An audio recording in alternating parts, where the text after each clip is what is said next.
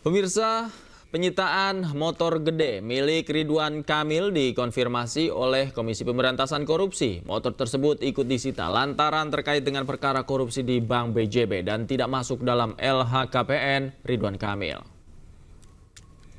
Ya, jadi motor yang saat ini sudah berada di Rubasan Cawang itu tidak masuk di dalam LHKPN Saudara RK. Ya.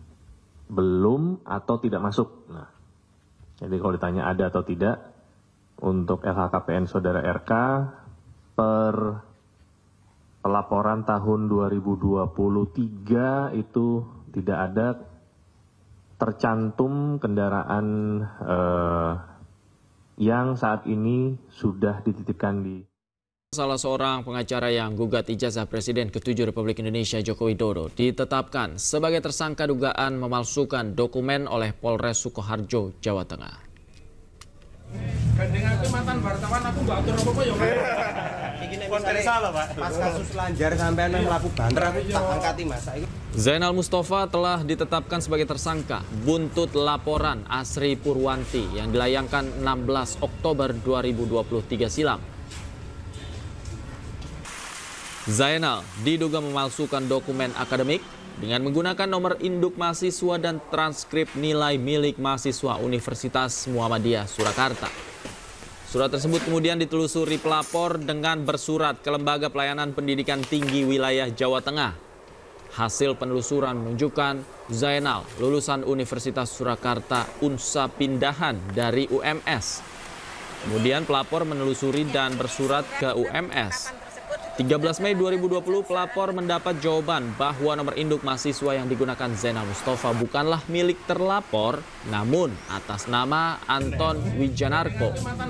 Atas perbuatannya Zainal dijerat pasal 263 ayat 2 KUHP tentang penggunaan surat palsu dengan ancaman hukuman penjara maksimal 6 tahun. Bahwa Polres Sukoharjo betul sekali telah menetapkan tersangka ZM diduga melakukan tindak pidana menggunakan surat palsu yaitu dokumen kuliah, di mana ZM ini menggunakan NIM mahasiswa yang sudah drop out yang digunakan untuk pindah kuliah dari UMS ke UNSA. Kami layangkan surat panggilan sebagai tersangka. Nanti semoga saya bisa hadir untuk kami giat untuk pemeriksaan. Saya selanjutnya tentunya saya akan meminta penyidik jajaran Polres Sukoharjo segera memeriksa oknum tersebut, dan karena ancamannya di atas 5 tahun ya mohon diamankan biar tidak ada korban-korban lagi dan tidak. Pemirsa, mantan Menteri Pemuda dan Olahraga Roy Suryo dilaporkan ke Barreskrim Polri atas dugaan ujaran kebencian dan penghasutan soal tudingan ijazah palsu Presiden Republik Indonesia ke-7 Joko Widodo. Selain Roy Suryo, Dr. Tifa dan ahli digital forensik Rismon Sianipar juga ikut dilaporkan.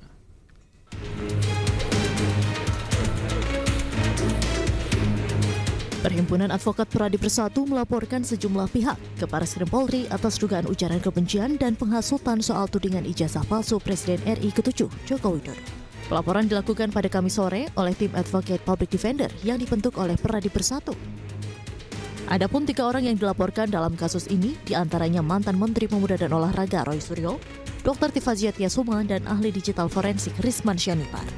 Tapi kan kita juga punya dalil bahwa apa yang dituduhkan itu kan tidak berasal dalam pengertian itu kan secara hukum harus dibuktikan dulu di pengadilan apakah barang ini palsu atau tidak. Jadi tidak bisa semena-mena mengatakan bahwa itu palsu sebelum putusan pengadilan. Nah, itu sebabnya kita melaporkan ketiga oknum ini, ya, karena kita melihat bahwa perbuatan mereka itu kan sudah menyatakan permusuhan, kemudian kebencian, kemudian penghinaan kepada masyarakat luas. Padahal apa yang dituduhkan itu kan belum tentu benar. Salah satu terlapor, Rismon Sianipar, yang merupakan ahli digital forensik, menyampaikan pelaporan dirinya ke polisi merupakan risiko perjuangan untuk mengungkap kebenaran. Hal itu sudah bagian dari perjuangan ya Bang ya, bagian dari perjuangan dan resiko yang sudah dikalkulasi. Kalau kita mengungkapkan kebenaran ilmiah, pasti banyak pihak-pihak yang tidak terima, ya Bang ya. Jadi itu kita sedang konsultasi ke tim pengacara, ya. Apakah kita nanti akan lapor balik atau tidak itu? Ya, karena bagi kami kebenaran ilmiah itu mendewasakan dan mencerdaskan bangsa justru tanpa narasi-narasi yang dikarang-karang. Dan temuan kami atau kajian ilmiah kami itu bisa diverifikasi oleh ahli lain, baik di dalam maupun di luar negeri. Jadi laporan tersebut juga harusnya dengan dasar ilmiah. Sebelumnya, Roy Suryo CS menjadi sorotan atas tudingan ijazah palsu Presiden RI ke-7 Joko Widodo. Mereka dilaporkan atas dasar pasal penghinaan, penghasutan, dan atau membuat kegaduhan. Dari Jakarta, Tim Liputan iNews melaporkan. Pemirsa, Komisi Pemberantasan Korupsi masih mengusut dugaan korupsi markup pengadaan iklan di Bank Pembangunan Daerah Jawa Barat dan Banten atau Bank BJB. KPK berencana akan memanggil mantan Gubernur Jawa Barat Ridwan Kamil untuk menjadi saksi. Dan informasi yang akan hadir ini sekaligus menutup jumpa kita di iNewsroom malam hari ini. Temukan informasi-informasi terbaru lainnya di www.inews.id. Dan cuplikan tayangan berita iNews dapat pula Anda saksikan di kanal YouTube @official iNews. Akhir kata, mewakili kerabat kerja yang bertugas, saya Davi Pratama pamit undur diri. Terima kasih, selamat malam, selamat berakhir pekan. Sampai jumpa.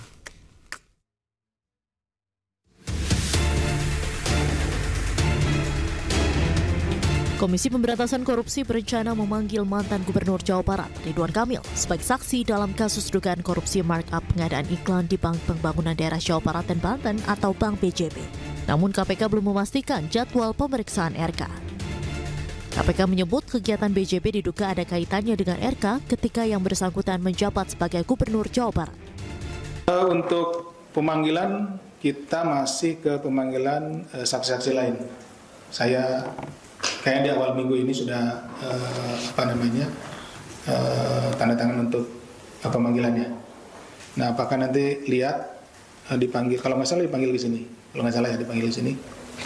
Nanti ditungguin saja ya yang hadir. Nah, karena kita juga perlu informasi yang lengkap dulu terhadap peran-peran dari Pak mantan Gubernur ini, gitu. Karena ini ada perannya bukan di depan nih, di perannya ada di belakang, sehingga kita perlu informasi yang banyak dulu dari para saksi, ya, sehingga nanti